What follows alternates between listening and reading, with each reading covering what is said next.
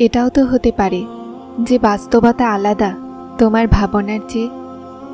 এটাও তো হতে পারে যে ভুল তোমার এই হতাশা অপেক্ষা। আল্লাহ সময় নির্ধারণ করে রেখেছেন প্রতিটা জিনিসের। তো এটা জরুরি নয় যে যা তুমি চাও সেটা তুমি এখনই পেয়ে যাও।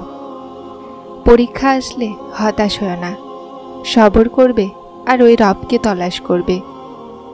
সেই রব তোমার অপেক্ষায় আছে, ডেকে নাও তাকে, রাজি করিয়ে নাও তাকে।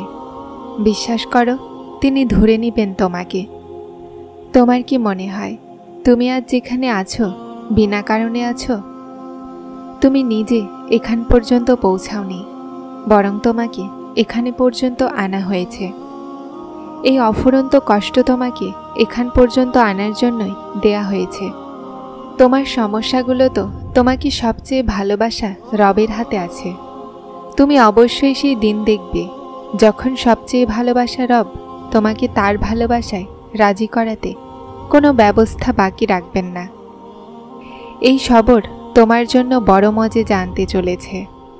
আল্লাহর কাছে যাও, কেননা দোয়া করার খেয়াল দিচ্ছেন তো তিনি তোমাকে এই কথার ইশারা দিচ্ছেন যে এখনও কোনো কিছু শেষ হয়ে যায়নি, এখনও আশার আলো বাকি আছে, এখনও তিনি তোমার নসিবে তোমার চাওয়ার মোতাবেক করতে পারেন।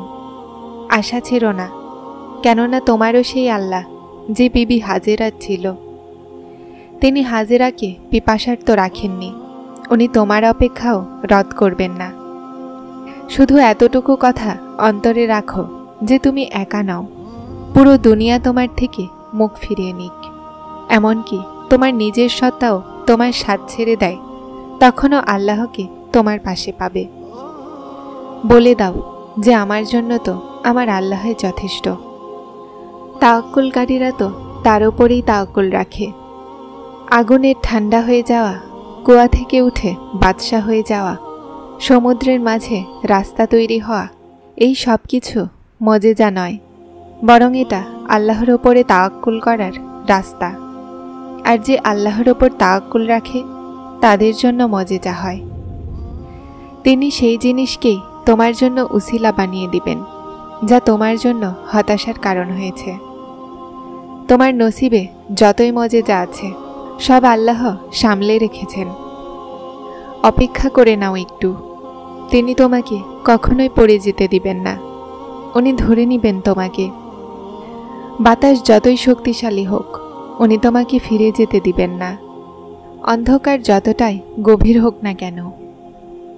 মানুষ আল্লাহর ভালোবাসাকে অনেক দেরিতে বুঝতে পারে, তারপর জানতে পারে যে তিনি আমাদেরকে এতটাই ভালোবাসেন যে আমাদেরকে সব সময় উত্তম নয় বরং সর্বোত্তম দেন। শুধু আমরাই আছি যে জিদ করে বসি। উনি করে দিবেন রহম তোমার ওপর। উনি তোমার কাছে আনবেন প্রতিটা চলে যাওয়া রঙকে।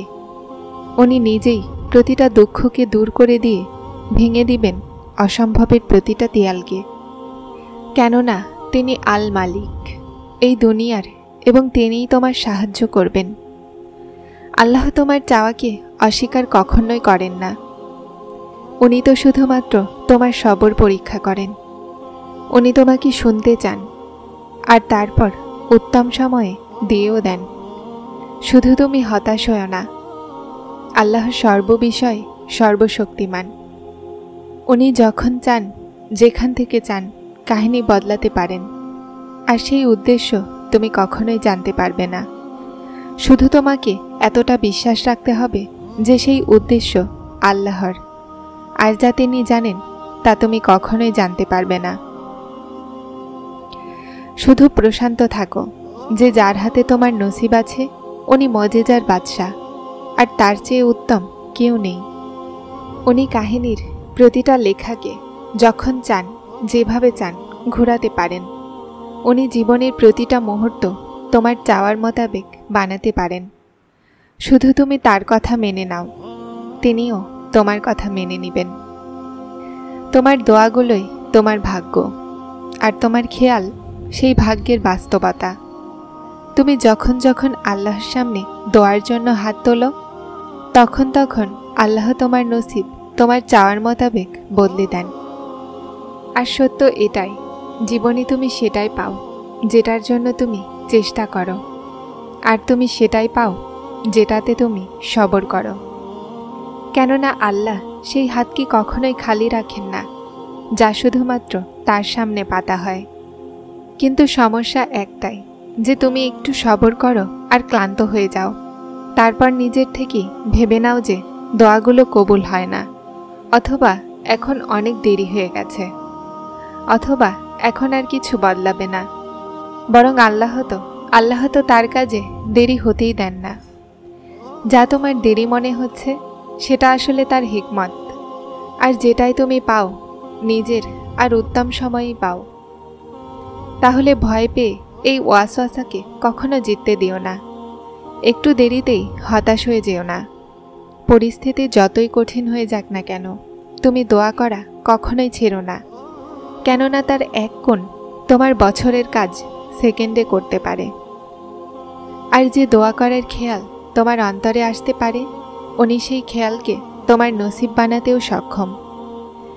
দোয়ার তৌফিকই কবুলিয়তের সবচেয়ে বড় দলিল, যাকে কেউই রদ করতে পারবে না, তোমার নসিবও না।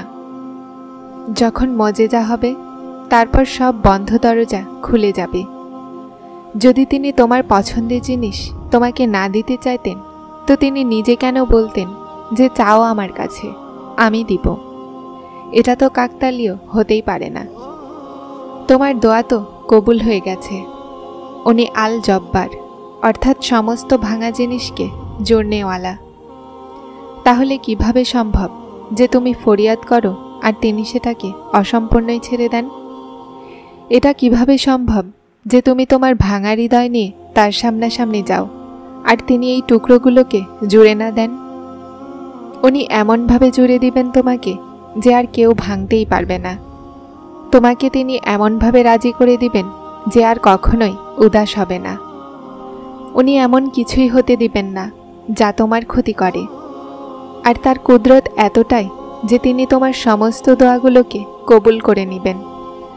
উনি তোমাকে একা ছাড়বেন না। আল্লাহ কোনো কিছুই অসম্পূর্ণ ছাড়েন না। এক উনিই তো আছেন যিনি তার ওয়াদা পূরণ করেন। যে দরজা তোমার বন্ধ নজরে আসছে সেটা পর্যন্ত পৌঁছানো অসম্ভব নয়।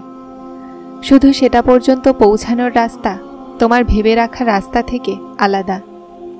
কেননা কিছু জিনিস তোমার বুঝে কখনোই আসবে না। এজন্য আল্লাহ কিছু জবাব নিজের কাছে রেখেছেন। উনি যদি এখন না দিচ্ছেন, তাহলে হতে পারে উনি তোমাকে তার আর একটু নিকটবর্তী করতে চাচ্ছেন, অথবা এটাও হতে পারে যে তোমাকে সেটার চেয়ে উত্তম কিছু দিবেন। আর বিশ্বাস করো, তিনি দিবেন। উনি যখন তোমাকে এক ফোঁটা যাওয়ার তৌফিক দেন, তখন তিনি তোমাকে এক সমুদ্র দেওয়ার পরিকল্পনা করে রাখেন।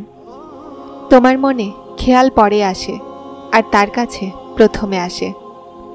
উনি দেরি তাদের জন্যই করেন যাদের চাওয়া তার পছন্দ হয়ে গেছে। এই অফুরন্ত আওয়াজের মধ্যে তার তোমার আওয়াজকে পছন্দ হয়ে গেছে। এজন্য তিনি চান যেন তুমি তার কাছে চাইতে থাকো।